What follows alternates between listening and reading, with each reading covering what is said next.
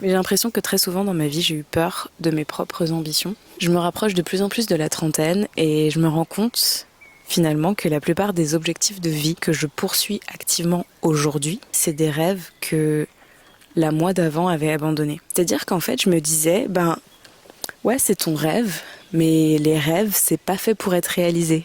C'est juste fait pour fantasmer. Alors qu'aujourd'hui, je me rends compte que les rêves, c'est fait pour être réalisé. Mais c'est juste que j'ai l'impression qu'on nous a pas appris que poursuivre ses rêves, c'est déjà de un, c'est pas toujours facile. Et ça se fait pas en un jour. Oui, en fait, un rêve, c'est pas du jour au lendemain en claquant des mains. C'est en mettant des sous-objectifs qu'on arrive au grand objectif. Mais si on n'essaye pas d'atteindre ce grand objectif, ce rêve, en mettant des petites étapes pour y arriver, et donc en profitant de ces étapes, c'est-à-dire que c'est vraiment le cliché de on profite du voyage et pas uniquement de la destination.